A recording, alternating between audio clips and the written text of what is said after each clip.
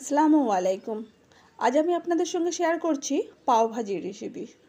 দেখুন, প্রথমেই আমি প্রেসার কুকার নিয়ে ছোট ছোট টুকরো করে ফুলকপি, গাজর, বিনস, মটরশুঁটি, ক্যাপসিকাম, বিটরুট আর টুকরো করে কেটে রাখা আলু দিয়ে পরিমাণ মতো জল আর ওর মধ্যে শুধু এক টুকরো বাটার দিয়ে খুব ভালো করে সেদ্ধ করে নেব, যাতে স্ম্যাশ করতে কোনো অসুবিধা না হয়। আমার এই চ্যানেলে আমি ভালো ভালো রেসিপি শেয়ার করি। প্লিজ আমার চ্যানেলটা সাবস্ক্রাইব করে আমার পাশে থাকবেন আর আমাকে জানাবেন আমার রেসিপিগুলো আপনার কেমন লাগে। অবশ্যই শেয়ার করবেন। দেখুন, আমি ওটা সেদ্ধ করতে দিয়ে কড়াইয়ের মধ্যে তেল আর কিছুটা বাটার দিয়ে আমি গরম করে নেব। আমি একটু বেশি করেই বাটার দিলাম, আর আপনারা পুরোটা বাটার দিয়েও করতে পারেন, কিন্তু আমি এখানে কিছুটা তেল আর বাটার মিশিয়ে করছি।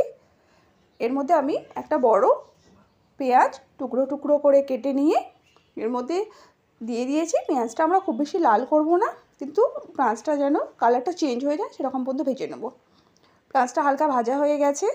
এর মধ্যে আমি দুটো বড় সাইজের টমেটো টুকরো করে কেটে নিয়েছিলাম, সেটা দিয়ে দেবো। আর এর মধ্যে নুন দিয়ে দেবো যেন টমেটোগুলো গলে যায়।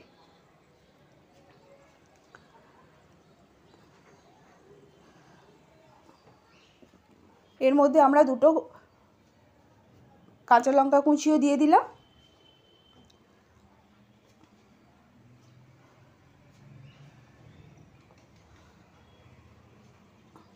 দেখুন, টমেটোগুলো গলে গেছে।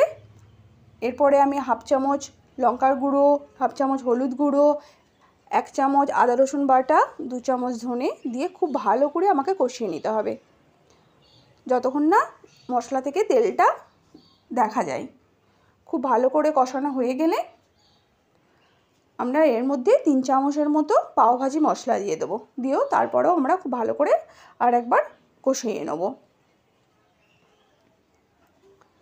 প্লিজ আমার চ্যানেলটাকে আপনারা সাবস্ক্রাইব করবেন, আমাকে লাইক করবেন, কমেন্ট করে জানাবেন আপনার কেমন লাগলো।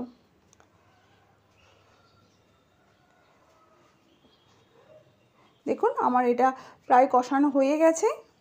দেখুন, তেলটা দেখতে পাওয়া যাচ্ছে। খুব ভালো করে এটা কিন্তু কষিয়ে নিতে হবে।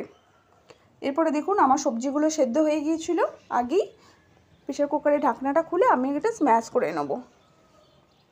খুব ভালো করে স্ম্যাশ করে নেবেন। স্ম্যাশ করা হয়ে গেলে এই কষানো মশলাটার মধ্যে আমরা দিয়ে দেবো। এটা খুব ভালো করে আমরা মিশিয়ে নেব। এই সময় অনেকেই বাটার দিয়ে থাকে, আমি প্রথমেই বাটার দিয়েছিলাম, তাই এখন আর আমি নতুন করে বাটার দেবো না। আপনারা যদি চান এক্সট্রা বাটার দিতে, আপনারা অবশ্যই দিতে পারেন।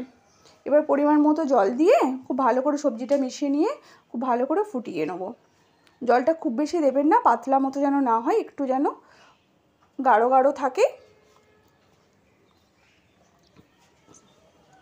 দেখুন, আমার এটা প্রায় রেডি হয়ে গেছে। এবার আমি তাওয়ার মধ্যে দুটো বান নিয়ে প্রথমেই ভালো করে সেঁকে নেব। বানটা খুব ভালো করে সেঁকে নিয়ে ওই তাওয়ার মধ্যেই আমি কিছুটা বাটার আর পাও ভাজি মশলা দিয়ে বানটা তার উপরে দিয়ে আর একবার সেঁকে নেব।